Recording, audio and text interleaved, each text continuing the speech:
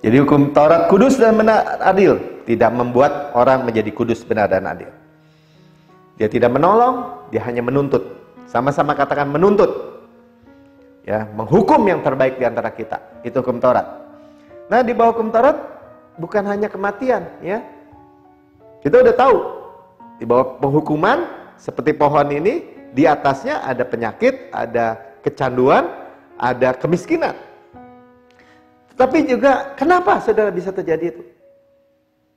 Karena iman jadi sia-sia. Janji Tuhan jadi batal. Saudara upayakan aja hidup di dunia ini dengan upaya sendiri.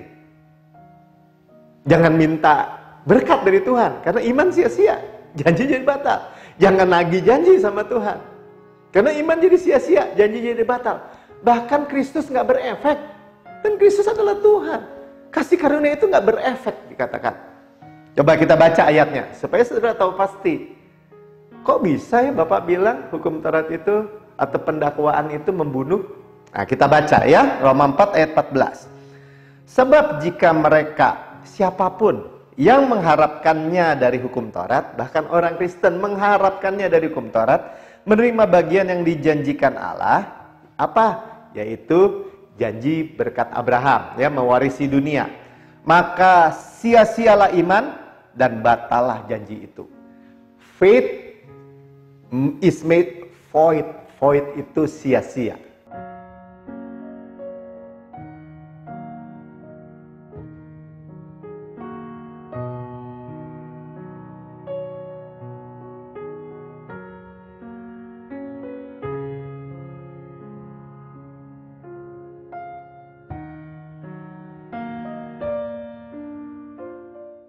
Ya, shalom saudara yang paling dikasihi Tuhan.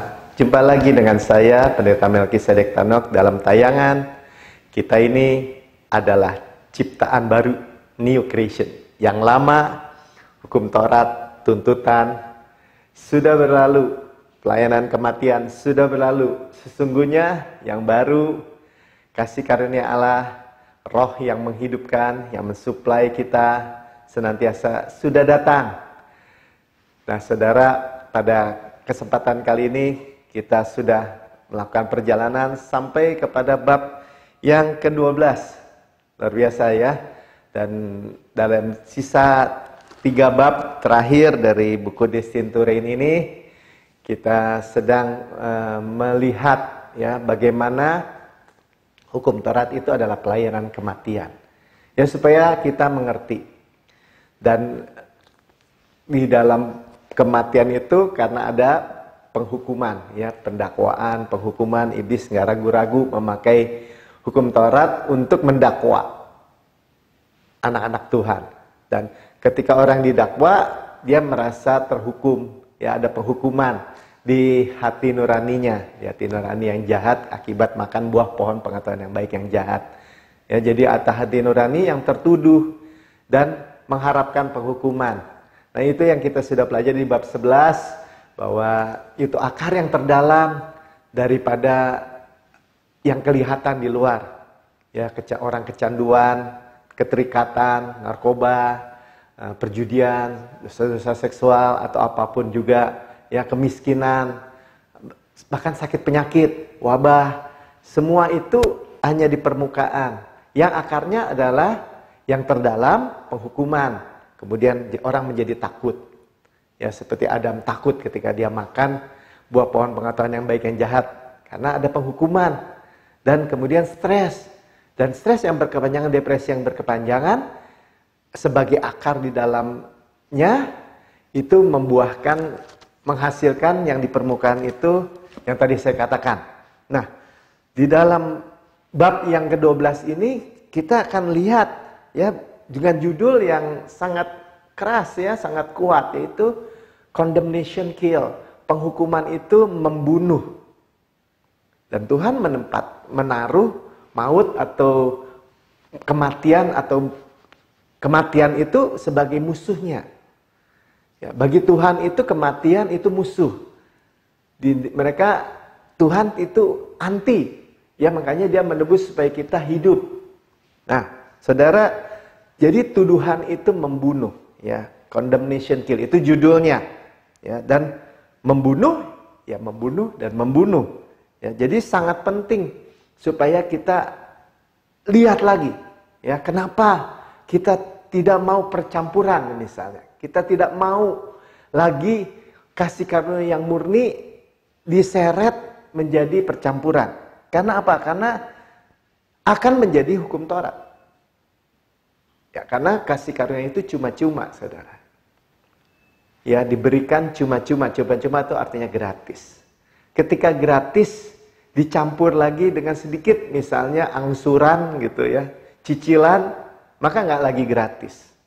Jadi kembali di bawah hukum Taurat. Nah, saudara, kita sudah mendengar ya dengan bahwa iblis itu tidak akan ragu-ragu memakai hukum Taurat itu untuk mendakwa, menghukum, karena namanya adalah hasatan. Ya, saudara boleh cari khotbah saya yang sebelumnya, ya saudara akan melihat ya bahwa iblis itu adalah hasatan. Dia adalah pendakwa saudara-saudara kita, artinya orang-orang percaya siang dan malam. Ya, tetapi dia sudah dilempar ke bawah. Dia tidak lagi bisa mendakwa di hadapan Bapa, karena titik untuk dia mendakwa itu yang diambil dari Adam sudah diperciki darah. Dan dia mencoba memasukkan dari luar ke dalam hidup kita, melalui pikiran kita misalnya. Dan itu dia coba masukkan. Tetapi kita memiliki Roh Kudus yang dari dalam memberitahu kebenaran. Sama-sama katakan kebenaran. Ya, jadi kita bersyukur bahwa kita, ya dengan khotbah yang lalu ya saya ulang sedikit. Sekarang tidak ada lagi penghukuman dalam Kristus. Dan kita memiliki pelayanan roh yang menghidupkan. Yang memerdekakan kita dari hukum dosa, yaitu akibat buah pohon pengetahuan yang baik dan jahat, dan hukum maut. Dan kita sudah dimerdekakan sebenarnya. Nah, makanya kita harus benar-benar serius ya memperhatikan, mempelajari. Sehingga kita tidak terseret lagi ke bawah arus yang dunia ini sediakan, yaitu diseret kembali kepada upaya usaha perform diri. Ya, nah karena itu mari saudara kita akan melihat beberapa ayat yang kita akan baca untuk kali ini ya, dari bab ke-12 di bagian A. Ya, judulnya Condemnation Kill, penghukuman itu membunuh. Ya. Ayat-ayatnya 2 Korintus 3 ayat 7 bagian A, 2 Korintus 3 ayat 7 bagian A, Bilangan 15 ayat 32 dan 36, Roma 7 ayat 7 sampai 10, Roma 7 ayat 7 sampai 10 dan 15, Roma 4 ayat 14, Roma 4 ayat 14, Galatia 5 ayat 4, Galatia 5 ayat 4, 2 Korintus 3 ayat 9, 2 Korintus 3 ayat 9, 1 Korintus 15 ayat 56, 1 Korintus 15 ayat 56 dan Roma 5 ayat 20. Roma 5 ayat 20. Semakin banyak ya ayat-ayatnya. Dan itu membuktikan juga bahwa apa yang disampaikan di dalam kasih karunia itu ada dasar kebenaran Alkitabnya. Ya, kita percaya bahwa seluruh Alkitab ini berbicara tentang Yesus dan karyanya yang sempurna. Dan Yesus itu adalah pribadi kasih karunia bagi kita. Kita review sedikit dari 2 Korintus 3 ayat 7 bagian A. Bahwa pelayanan yang memimpin kepada kematian terukir dengan huruf pada loh-loh batu. Ya, jadi kita harus clear bahwa pelayanan yang memimpin kepada kematian, maka disebut pelayanan kematian.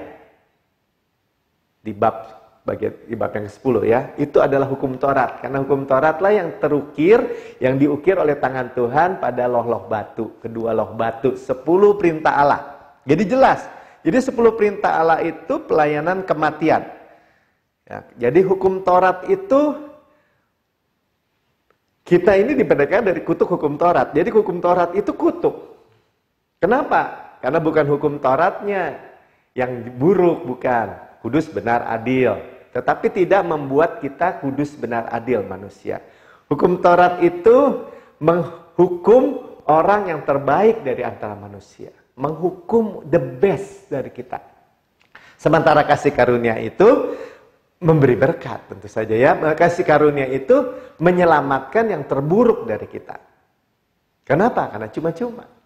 Karena kebenarannya adalah kebenaran Yesus. Yesus yang melaksanakan, yang menggenapi seluruh perintah Allah, hukum Taurat ini sepenuhnya. Ya, dia yang menggenapi dan kita terhisap di dalamnya. Kita telah dimerdekakan dari ikatan hukum Taurat ini dengan jalan mati bersama Yesus di kayu salib. Yesus menyediakan kematian buat kita dan kita percaya dengan terima. Dan kita nggak hanya mati, kemudian Yesus bangkit kan hari ketiga. Nah, kita dibangkitkan bersama Yesus menjadi ciptaan baru. Sama-sama katakan ciptaan baru. Ya, jadi tidak ada lagi penghukuman, maka tidak ada masalah di dalam permukaan. Ya, kalau pohon ini, kalau tidak ada penghukuman, dia akan yang terdalam, di bagian luar, daun, batang, buahnya semua tidak akan ada masalah. Tidak akan ada masalah karena sudah selesai. Nah, mari kita lihat lagi ya. Jadi pelayanan hukum Taurat itu pelayanan penghukuman dikatakan ya. Pelayanan kematian, sama-sama katakan pelayanan kematian. Tadi kita udah baca ya, pelayanan kematian yang terukir pada loh-loh batu. Nah, di dalam hukum Taurat itu tidak ada kasih karunia, tidak ada kasih karunia, nggak bisa dibengkokkan, saudara. Ya, jadi hukum Taurat itu kaku.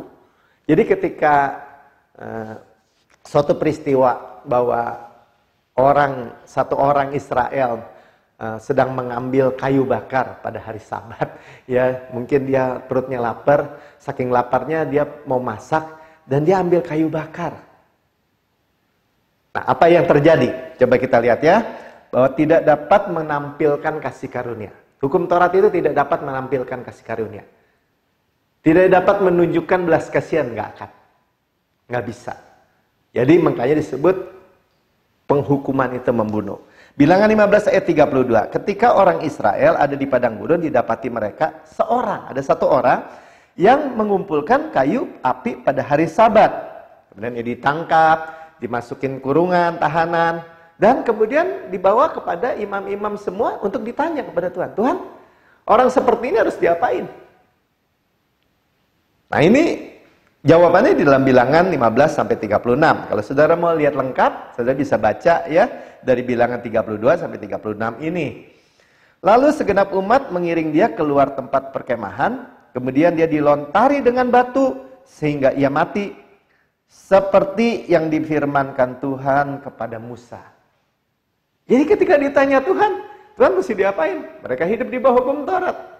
Ya harus dilontari dengan batu, dirajam gara-gara ngambil kayu bakar, saudara.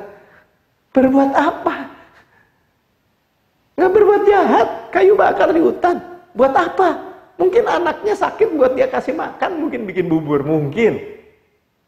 Tetap saudara, karena melanggar, itu dilontari dengan batu sampai mati. Jadi saudara, jangan main-main, maksud saya begini. Hukum Taurat membunuh orang yang terbaik di antara kita. Sementara kasih karunia menyelamatkan orang yang terburuk. Nah, saudara mau pilih yang mana? Tapi lihat ya, bahwa hukum Taurat itu seperti itu. Dan banyak contoh-contoh lain saya bisa berikan, tapi akan habis waktunya. Ya, Saulus, yaitu Rasul Paulus, dulu sebelum bernama Paulus, dia adalah Saulus. Saulus itu di bawah hukum Taurat, ya, dan dia katakan dia mati. Saulus itu orang paling top. Ya, farisinya Farisi. Di orang Israel itu dia muridnya Gamaliel, gurunya yang paling top.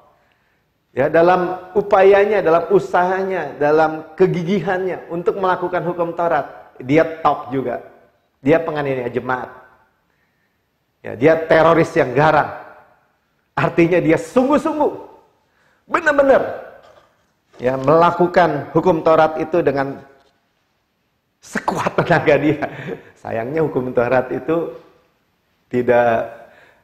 sayangnya dalam tanda petik ya, tidak mencari you do the best atau kamu lakukan yang terbaik. Enggak, hukum Taurat itu mencari you do perfectly. Kamu lakukan sempurna. Kalau saudara bilang ini, saya bisa Pak sempurna. Jangan dibawa kasih karunia, saudara, dibawa hukum Taurat aja, lebih keren. Ya, tapi sayangnya tidak ada ya. Semua orang telah berbuat dosa dan telah kehilangan kemuliaan Allah. Itu kata firman Tuhan, dan saya percaya.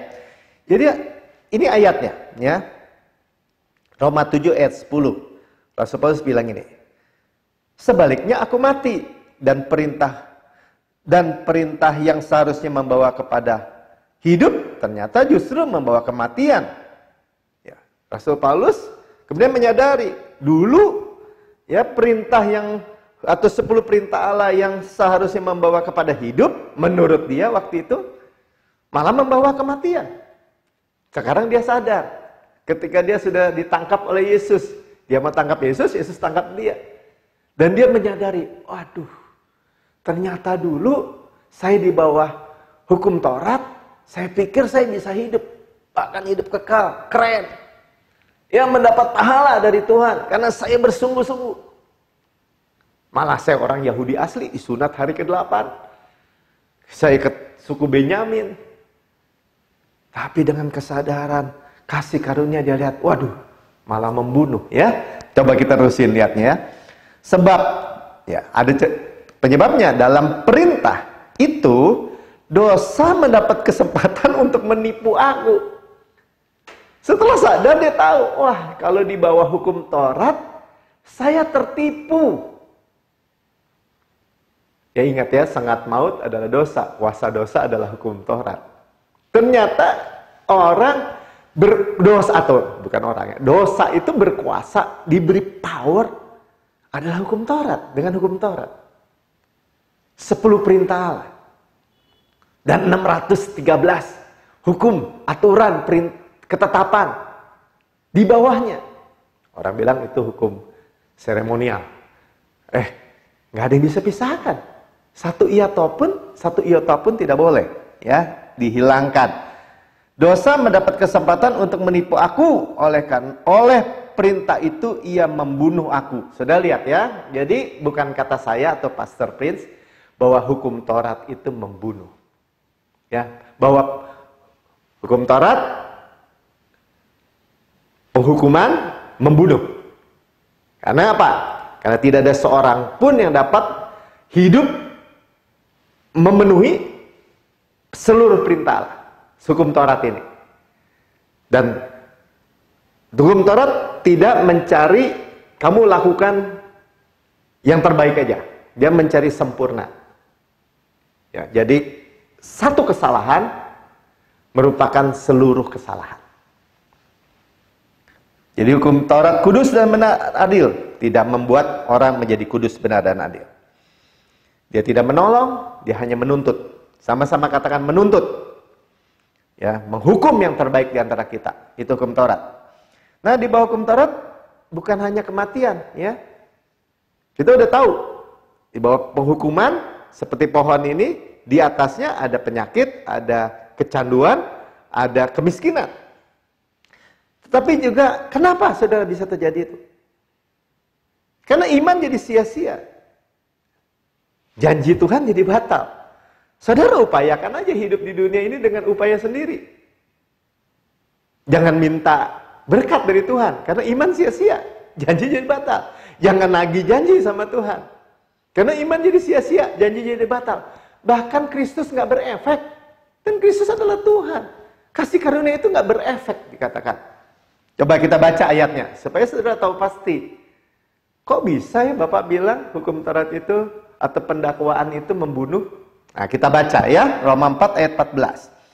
Sebab jika mereka, siapapun yang mengharapkannya dari hukum Taurat, bahkan orang Kristen mengharapkannya dari hukum Taurat, menerima bagian yang dijanjikan Allah, apa? Yaitu janji berkat Abraham, ya, mewarisi dunia. Maka sia-sialah iman dan batallah janji itu. Faith is made void. Void itu sia-sia. Sama-sama katakan sia-sia. Saya nggak mau iman saya sia-sia. Sama-sama katakan, saya tidak mau iman saya sia-sia. Apalagi saya nggak mau semua janji Tuhan jadi batal. Apa yang membatalkan? Ayat ini jelas mengatakan, bukan dikarang-karang. Bahwa kalau orang mau mengharapkan kebenaran ya dari hukum Taurat, Apa itu kebenaran dari hukum Taurat? Bukan kebenaran cuma-cuma. Bukan kebenaran hadiah. Kita kasih karunia untuk kebenaran hadiah. Ini kebenaran tuntutan. Lakukan ini, lakukan itu. Tambahkan ini, tambahkan itu. Jangan ini, jangan itu. Dan begitu banyak ya. Jadi, dan dikatakan the promise made non-effect. Makanya dikatakan janji jadi batal, nggak berefek dalam kehidupan orang Kristen. Jadi jangan salahin Tuhan. Ketika orang Kristen, bahkan hamba-hamba Tuhan atau pendeta-pendeta mengalami, kok nggak berefek ya? Mazmur 91 katanya perlindungan. Kok nggak berefek ya? Kok katanya ada kesejahteraan keluarga? Kok bercerai ya? Kok hancur ya? Hubungannya? Kok rusak ya? Segala sesuatunya? Coba diperiksa. Apakah saudara mengharapkan dari upaya usaha perform diri atau menerima kebenaran cuma-cuma? Wah Pak, tapi itu kan terlalu mudah Pak. Ya terlalu mudah tapi tidak mau diterima. Too good to be true. Nearly too good to be true. Ya, makanya dikatakan hampir-hampir tidak dapat dipercaya. Tetapi kebenaran. Nah, menjadi sulit kenapa? Karena manusia lebih cocok, lebih kompatibel dengan hukum Taurat. Lakukan baik, terima baik. Lakukan salah atau dosa, ya terima hukuman, terima yang buruk. Nah saudara, kita nggak menerima itu. Kita nggak mau janji menjadi sia-sia, atau iman menjadi sia-sia, janji jadi batal. Katakan sama-sama saya mau iman saya tidak sia-sia. Saya mau janji-janji Tuhan berlaku dalam hidup saya. Saya mau berkat Tuhan. Saudara, kita hidup ya. Jadi kita tahu apa yang membatalkan janji-janji Tuhan itu. Atau doa-doa yang tidak dijawab, atau kejadian-kejadian yang buruk yang menimpa anak-anak Tuhan. Bukan suplai Tuhan yang terhalang, bukan suplai Tuhan yang berhenti, bukan suplai kebaikan Tuhan, semua janji Tuhan yang berhenti. Apa aja Pak? Ya berkat, perlindungan, ya keselamatan, keamanan, kesembuhan, ditebus dari kerusakan, dari bencana, dari wabah, dari segala tragedi, dari segala hal-hal yang buruk yang saudara bisa list satu persatu. Bukan Tuhan. Ya, tetapi dikatakan ketika mengharapkan itu semua dengan di bawah hukum Taurat yang adalah tuntutan, sama aja orang menepis semua itu.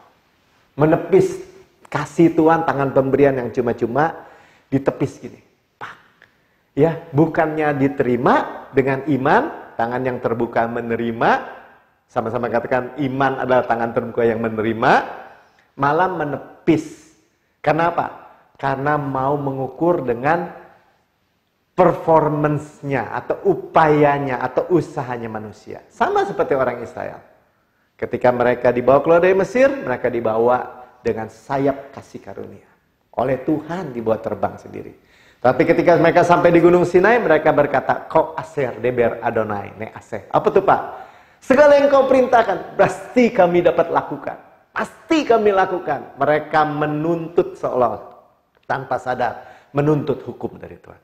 Jangan perhitungkan berkat-berkatmu, jangan perhitungkan hanya kebaikanmu aja Tuhan, tapi kebaikan kami juga. Dan di titik itulah mereka mengharapkannya dari hukum Taurat. Makanya hukum Taurat diberikan ya, akan panjang lagi. Nah selanjutnya, kenapa dikatakan lepas dari Kristus ya, atau tadi Kristus tidak berefek juga tadi ya. Jadi kenapa bisa jadi kematian Pak? Iman jadi sia-sia, janji jadi batal. Kristus gak berefek. Orang sakit mau Kristus berefek gak? Mau, ya. Kita dalam perjalanan minta perlindungan, minta pemeliharaan, minta harmonisasi dari rumah tangga. Kita mau Kristus berefek gak? Mau. Tetapi Kristus bisa ngeberefek. Ayat ini katakan dalam Galatia, kamu lepas dari Kristus, atau bahasa King James-nya, Christ is become of no effect. Lepas dari Kristus bahasa Indonesianya. Ngeri Pak, lepas dari Kristus nggak selamat dong. Ya, sebenarnya bahasa aslinya adalah Christ is become of no effect. Tetap ini bicara orang Kristen yang ada Yesusnya. Saudara gini ya, ini ayat ngeri saudara. Sebenarnya ngeri-ngeri sedap. Kenapa? Sebenarnya kita tidak perlu menerima Kristus nggak berefek. Jika apa? Nah ya, jika apa? Jikalau kamu mengharapkan kebenaran oleh hukum Taurat. Jadi jangan harapkan kebenaran dari hukum Taurat. Kalau kamu mengharapkan kebenaran dari hukum Taurat, Kristus menjadi tidak berefek. Masa kita ignorance atau nggak peduli? Iman sia-sia, janji batal, Kristus nggak berefek, pelayanan kematian, sakit, kecanduan, miskin, kerusakan rumah tangga tidak harmonis, hubungan rusak, karena Kristus nggak berefek. Seolah-olah manusia, orang Kristen itu menolak semua kebaikan Tuhan yang cuma-cuma itu dan menerima dengan upaya sendiri. Sama aja, makanya saya katakan, saya selalu kadang-kadang merenung panjang lebar. Kenapa orang-orang Kristen bahkan yang memiliki jabatan nggak ada bedanya kehidupannya dengan orang dunia? Oh, Melki juga belum begini, belum begitu. Oh, tungguin aja. Ada permainan kesabaran kemudian. Abraham sabar menanti manifestasi daripada Ishak yang lahir. Yusuf, Daud, Kaleb menanti. Nah, di dalam menanti juga ada kompensasi. Apa itu Pak? Misalnya Kaleb, di dalam menanti usianya jalan terus. Penuaannya stop 45 tahun. Teman-temannya mati semua, terhampar tulang belulangnya di padang gurun, menjadi tua, menjadi ringkih dan mati. Sementara dia dimudahkan terus sampai mewarisi Kanaan. Wow. Ya. Jadi apa yang membuat sekali lagi kasih karunia itu tidak berefek? Orang Kristen mengharapkan kebenaran dari pekerjaan hukum Taurat, bukan kebenaran hadiah. Ya, bukan kebenaran hadiah. Hukum Taurat, pelayanan penghukuman sama dengan kematian. Ya, 2 Korintus 3 ayat 9. Sebab jika pelayanan yang memimpin kepada penghukuman itu mulia, ya, jadi jelas ya, firman Tuhan sendiri yang katakan bahwa ada pelayanan yang memimpin kepada penghukuman. Tapi penghukuman itu membunuh, tadi kita tahu ya. Betapa lebih mulianya lagi pelayanan yang memimpin kepada pembenaran, yaitu pelayanan yang memimpin pada kebenaran hadiah. Much more, lebih-lebih mereka yang menerima kelimpahan kasih karunia dan hadiah kebenaran akan hidup dan berkuasa, reign in life, berkuasa dalam hidup, jauh lebih mulia. Jadi ada pelayanan kematian yang mulia juga. Ya saudara, gimana nggak mulia? Misalnya ya, kalau disampaikan 3.000 orang mati, wow, orang takut. Wajah Musa bercahaya, tapi bentar hilang. 3.000 orang mati, semua gentar, takut sama Tuhan. Wah, itu Pak pelayanan keren yang kayak gitu. Saudara juga ikut mati. Saudara juga ikut tidak menerima Kanaan. Keren sih, keren. Keren tanda petik ya, mati. Nah, sementara pelayanan kehidupan, Petrus yang ada nelayan biasa berkhotbah pada waktu Roh Kudus dicurahkan hari raya Pentakosta, 3.000 orang diselamatkan. Semua mengalami mujizat, mengalami kesembuhan, mengalami pemulihan. Jadi hukum Taurat selalu melayani penghukuman sebagai koreksi, karena melayani kebenaran Kristus. Jadi dua kutub ekstrim yang berbeda. Sama-sama katakan dua kutub ekstrim yang berbeda. Ya, bukan kata manusia, tapi Tuhan. Buktikan ya, Roma 7 ayat 7. Bagaimana Rasul Paulus akhirnya? Ya, Jika demikian, apakah yang hendak kita katakan? Apakah hukum Taurat itu dosa? Sekali-kali tidak. Kudus, benar, adil. Sebaliknya justru oleh hukum Taurat aku mengenal dosa. Jadi tunjukin hukum Taurat ini punya tujuan supaya manusia tahu bahwa dia orang berdosa dan butuh juru selamat, gitu aja. Sekali lagi ya, manusia tahu bahwa dia orang berdosa. Nggak ada dosa-dosa kecil, Pak. Nggak ada. Satu dosa kena semua. Salah satu, salah semua. Hanya ada 0 sampai 100. Kalau mau 100 ya perfect. Hanya Yesus yang bisa. Saudara dan saya nggak bisa. Sebaliknya dosa hukum Taurat aku mengenal dosa. Kenapa? Karena aku juga tidak mengetahui apa itu keinginan. Kalau hukum Taurat tidak mengatakan jangan mengingini. Jadi Rasul Paulus juga nggak tahu kok bahwa iri hati dosa misalnya. Kan mengingini iri hati. Ya. Ayat 8, tetapi dalam perintah itu, dalam 10 hukum Taurat itu atau perintah Allah itu, dosa mendapat kesempatan untuk membangkitkan dalam diriku rupa-rupa keinginan. Ya, bahkan oleh hukum Taurat ini dia membangkitkan. Membangkitkan itu saya selalu bilang seperti air di gelas ada endapannya, diaduk sehingga endapannya itu mumbul atau naik dan menghitamkan semua. Ya. Jangan membayangkan misalnya spons bercelana kotak. Nah, saudara langsung bayangkan SpongeBob misalnya. Ya, saya nggak suruh dibayangin, oh itu SpongeBob Pak. Padahal saya katakan jangan. Nah itu contoh ya. Jadi rangsangan bahkan keinginan itu rupa-rupa keinginan bahasa Inggrisnya rangsangan nafsu birahi padahal dikatakan ya, sebab tanpa hukum Taurat dosa mati. Lihat ya, tanpa hukum Taurat dosa mati. Jadi hukum Taurat ini justru yang membangkitkan dalam diri manusia nafsu birahi. Dosa. Ya, sebaliknya tanpa hukum Taurat dosa mati.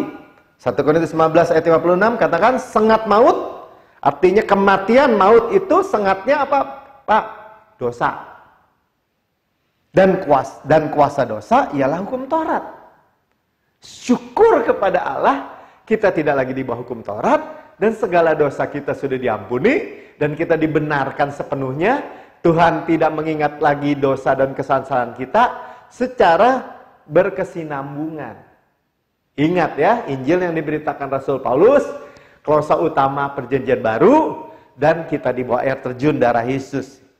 Ya, jadi kuasa dosa itu bukan kasih karunia. Jadi orang akan bilang, enak dong di bawah kasih karunia, semua cuma-cuma, kita buat dosa aja. Firman Tuhan katakan kuasa dosa hukum Taurat, bukan kasih karunia, saudara. Saudara sepenuhnya di bawah kasih karunia, dosa tidak lagi berkuasa. Roma 6 ayat 14 dikatakan dosa tidak lagi berkuasa. Kalau saudara dan saya tidak hidup di bawah hukum Taurat, tetapi di bawah kasih karunia, tidak lagi berkuasa. Dosa, kata benda, sudah bisa ganti. Penyakit tidak lagi berkuasa. Kemiskinan tidak bisa lagi berkuasa. Kerusakan rumah tangga, kerusakan wabah, bencana, COVID, tidak lagi berkuasa. Dan lain sebagainya, tidak lagi berkuasa. Kalau kita di bawah kasih karunia Tuhan. Amin. Ya, jadi hukum Taurat menggugah keinginan dosa dalam daging manusia. Malah dia menggugah, men-stir up, membangkitkan. Ya, tapi bersyukur ya, di mana hukum Taurat ditambahkan, Roma 5 ayat 20, tetapi hukum Taurat ditambahkan supaya pelanggaran-pelanggaran semakin banyak, dan di mana dosa bertambah banyak, di sana kasih karunia menjadi berlimpah-limpah. Jadi kasih karunia itu bukan kejar-kejaran sama dosa ya, dalam bahasa Inggrisnya. Memang kasih karunia itu sudah ada, sudah tersedia buat kita. Siapa itu kasih karunia? Pribadi Yesus yang berlimpah-limpah. Sama-sama katakan berlimpah-limpah. Saudara dan saya membutuhkan kasih karunia yang berlimpah-limpah. Dengar lagi, dengar lagi, dengar lagi. Makan lagi, makan lagi, makan lagi. Penuhi, dipenuhi lagi. Oleh apa? Kasih karunia yang berlimpah-limpah. Anugerah kebenaran. Karena apa? Karena kalau saudara tidak terus mendengar firman iman itu, mudah saja terseret kembali lagi di bawah hukum Taurat. Wah, kalau gitu ngeri dong Pak, ringkih banget. Nah, makanya Tuhan itu tidak membuat sulit buat saudara, ya. Karena percaya benar menghasilkan kehidupan benar. Karena itu putuskan apa yang saudara mau percaya. Ya, jadi hukum Taurat dirancangkan untuk memperkenalkan pelanggaran. Ya, tapi Kristus telah ada. Makanya dikatakan di mana hukum dosa bertambah-tambah, pelanggaran bertambah-tambah, kasih karunia itu sudah ada berlimpah-limpah. Hyper. Ya, jadi kalau saudara lihat Roma 5 ayat 20 ini, sebenarnya siapa yang bilang, yang dapat katakan bahwa kasih karunia atau kasih Allah itu tidak hyper, tidak amazing gitu, amazing grace. Ya, begitu luar biasa kasih Tuhan itu, lebar, panjang, tinggi, dalamnya tidak ada yang dapat ukur, tidak terukur kasih Allah. Begitu hebat, begitu luar biasa. Kita bukan orang yang layak diselamatkan, tetapi Dia berikan anaknya yang tunggal, yang satu-satunya, yang termulia, yang terkasih di surga. Diberikan bagi kita. Mati lagi, disiksa lagi, diludahi, dicambuk, dipukuli.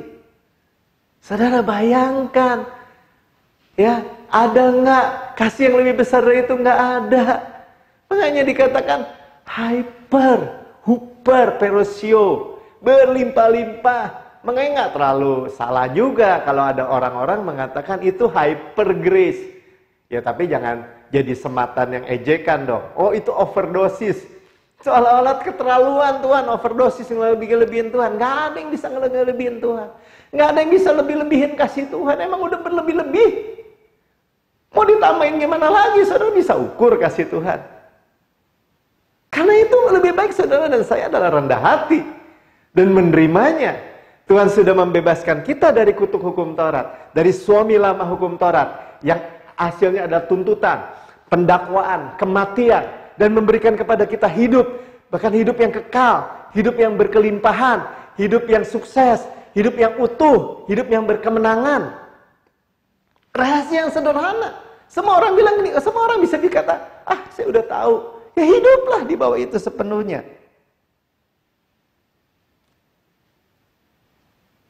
Jadi hukum kasih karunia itu adalah hukum roh. Ya, Roma 8 ayat 2 ayat terakhir. Saudara bisa lihat aja ayat-ayat yang sebelumnya, ya, yang mungkin saya terlewat. Roh atau the law of the spirit of life in Christ Jesus, ya. Bahasa Indonesia cuman roh yang memberi hidup telah memerdekakan kamu dalam Kristus dari hukum dosa dan hukum maut. Ya, the law of the spirit of life.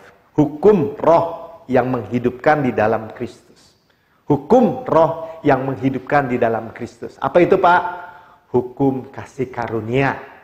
Karena kasih karunia Kristus adalah Injil Kristus. Injil damai sejahtera Kristus. Dan itu ada hukumnya. Pokoknya hukum juga, Pak. Iya, hukumnya itu artinya memiliki legal standing yang sah, yang kuat. Ya, Tuhan itu kasihnya dan keadilannya berjumpa di kayu salib. Dia melakukan untuk kita semua. Tidak artinya gini, tidak main hapus saja. Dia melakukan sesuai hukum. Menyelesaikannya, menggenapinya. Sehingga tidak lagi dapat ada istilahnya double jeopardy atau dihukum 2 kali. Kalau Tuhan masih menghukum kita, membunuh kita, memberikan wabah kepada kita, Dia tidak adil kepada Yesus. Dan itu tidak mungkin. Dan makanya dikatakan Dia memberi kita hidup, zoe, dan memerdekakan kita dalam Kristus itu dari hukum dosa. Apa itu hukum dosa? Ya, karena ada akibat dosa. Adam tadinya sebelum berdosa nggak bisa sakit, nggak bisa bertengkar, nggak bisa sakit perut, sakit kepala, pusing, kecelakaan, jatuh, ketusuk paku, ketusuk duri, atau apapun. Ya, digigit macan, digigit anjing, nggak bisa. Dia ke Taman Eden, dia berkuasa penuh dengan kuasa dari Tuhan. Hukum dosa masuk, Kain dan Habil anak saling membunuh. Hukum dosa mati.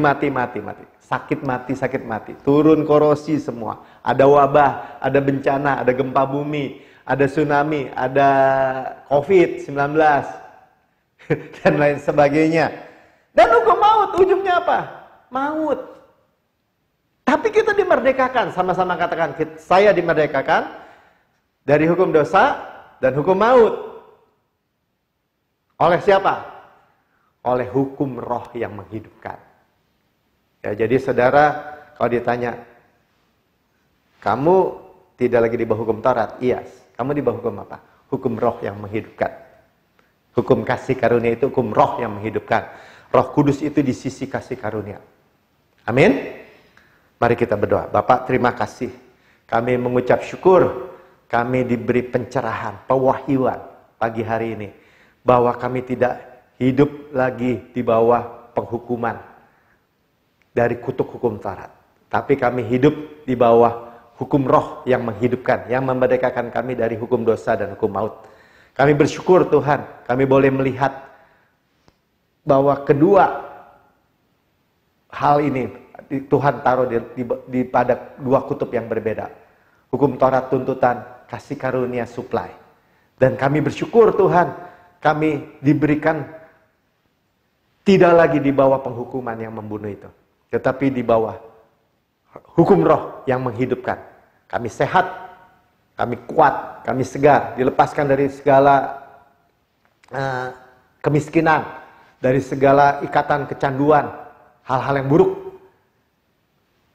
Keharmonisan rumah tangga kami dipulihkan, hubungan-hubungan kami dipulihkan. Kenapa? Karena kami hidup oleh suplai Tuhan yang terus-menerus, yang kontinu, yang tidak habis-habis. Terima kasih Bapak. Segala puji hormat syukur hanya bagimu. Dan kami berterima kasih kalau kami boleh mendengar Injil kabar baik, kasih karunia secara radikal, sehingga kami diubahkan, diberkati secara radikal. Di dalam nama Tuhan Yesus, amin.